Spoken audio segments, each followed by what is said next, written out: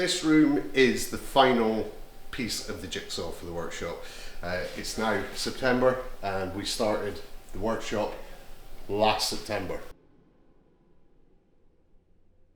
No, August. So it's been over a year. Anyway, basically the old spray room was tiny.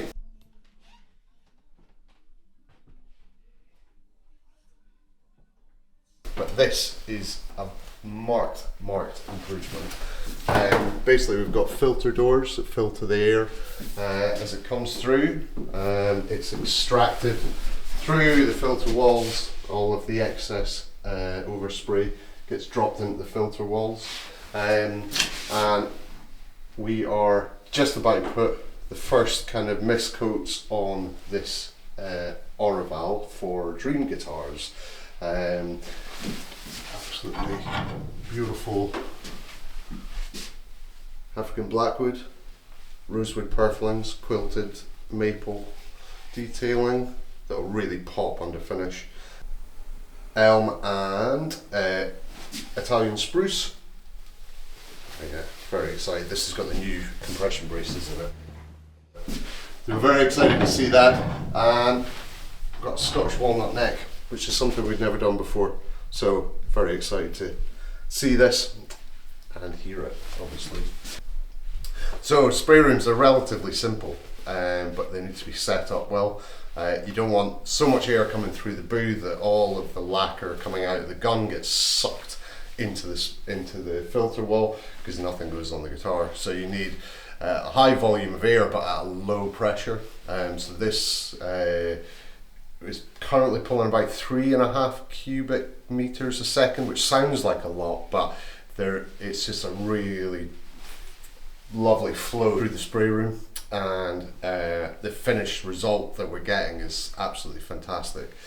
So we are using a positive pressure mask while we're in here, so we plug into the compressed air and that's all filtered and it's totally clean air, and it just means that there's no contaminant from the lacquer that's basically you're spraying in the atmosphere around you.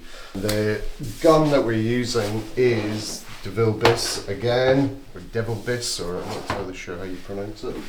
But this is GPG, so I'm running this with a 1.3 tip, and then yeah, really good regulator on here. This gun is quite a fast flow gun, but I spray quite quickly, so that works for me. So it's incredibly adjustable though.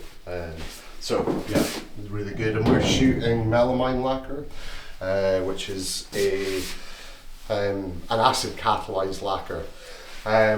We don't grain fill with any kind of putty or epoxies or anything like that. We grain fill with the lacquer. So believe it or not, this will go through. Wow, this is African blackwood, so the grain is quite shallow.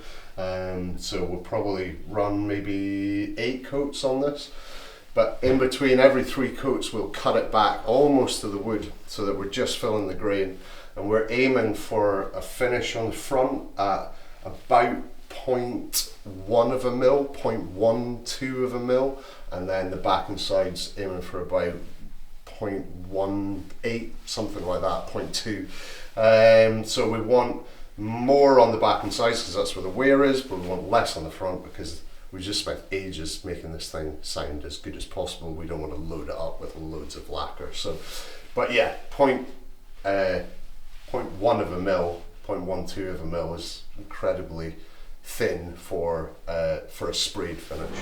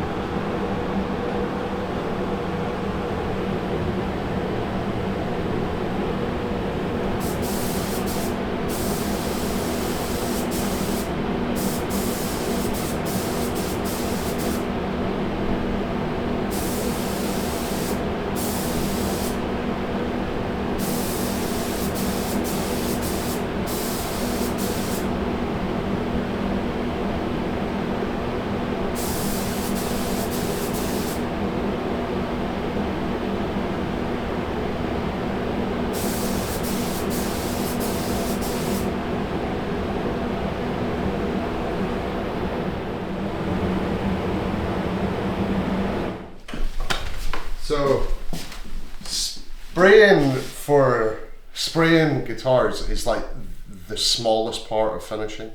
It takes, it takes a couple of minutes to put a coat on, but then in between, once the lacquer's dried, you've got to deal with it all. So this area basically is our wet and dry sanding area.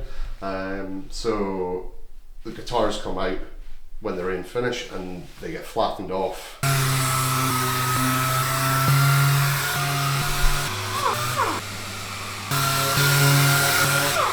And then they go back in for the next coats.